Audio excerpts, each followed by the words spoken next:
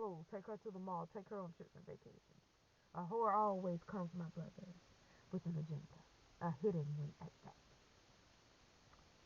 So you have to be discerning. But you won't know initially. None of us do. But it's called, um, there's a saying people say, I don't know if it's trial and error. It's something. I can't think of the saying right now, but you just learn from experience. And, just because you may have been cast down, you were not destroyed. Even the Holy Scriptures read, cast down but not destroyed. And you're going to be cast down because, well, there's an invisible adversary out there that's going to want to box with you. And sometimes he may cast you down in that boxing ring, but don't think that Jesus Christ isn't in the ring with you. You let Jesus handle Satan. You let Jesus handle any defamation of character you all may have suffered. You let Jesus handle people that want to attack your name or your reputation. Let Jesus handle your enemies, because can't nobody get them like God can get them. Because when God get them, they are God. Okay? They are God. All right? So with that said, hey, God bless you all until next time. And, stay strong. I know I am.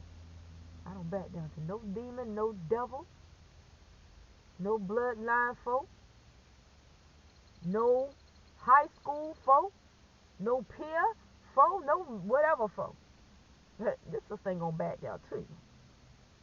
I'm gonna take you through it. Oh, you want to battle me? I would say to my enemy, beautiful, beautiful. And I know I'm going to add this real quick. A lot of people may want me to go into detail about a lot of the warfare. Y'all, let me tell y'all something. It's too much to take in one setting. My gosh, there will be chapters. As to the demons and the devils that Father and I took down, and just everything that transpired whenever the gates of hell decided it wanted to open its mouth up against somebody that walks with Jesus Christ. I haven't always walked with Jesus, no. But whether if I always walk with Jesus or not, ain't that my business?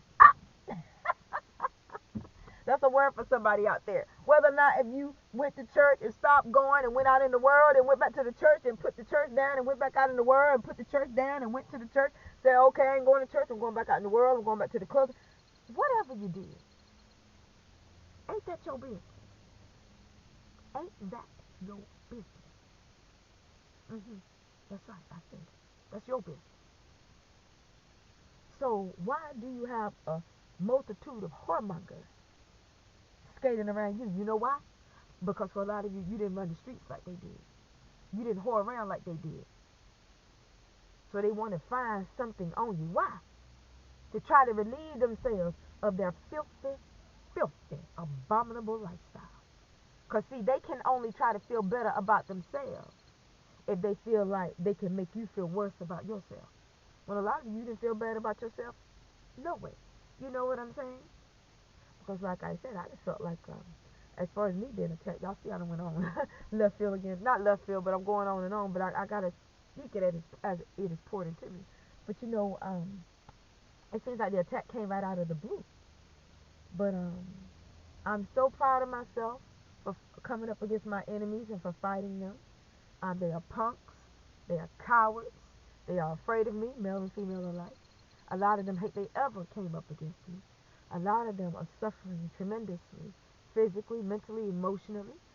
They've suffered public humiliation. Whatever they thought they were going to put on me, I'm not humiliated. No. Humiliated about what?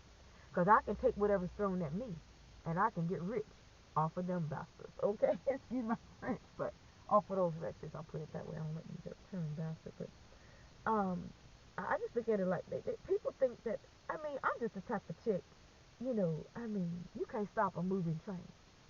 And I just know that I'm in the world, not of the world, and I don't identify myself with the things of the world. And hopefully this is a word of encouragement for somebody out there. Stop identifying yourself with the world. You don't have to live in the biggest house. You don't have to drive the biggest car. But even if you do, don't identify yourself with that, because you are a value within yourself. And see, I've always known this about myself. Because who I am, of course, I've evolved into a better person. But who I am, who you all see, that's who I've always been. And my enemies, they know this. That's why they couldn't stand me in high school. Because I used to ignore them and turn my nose up to all of them. Because I knew they were trash and I knew they were all beneath me.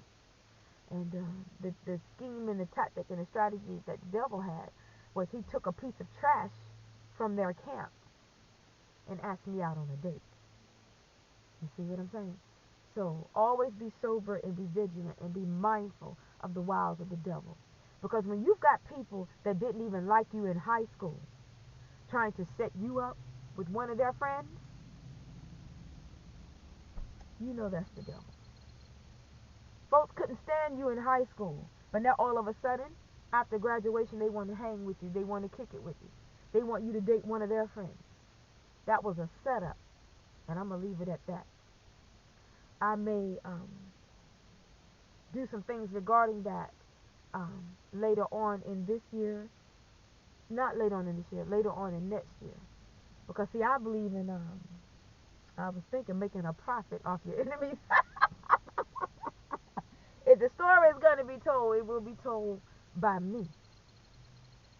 Because I believe in advancing at the expense of an enemy.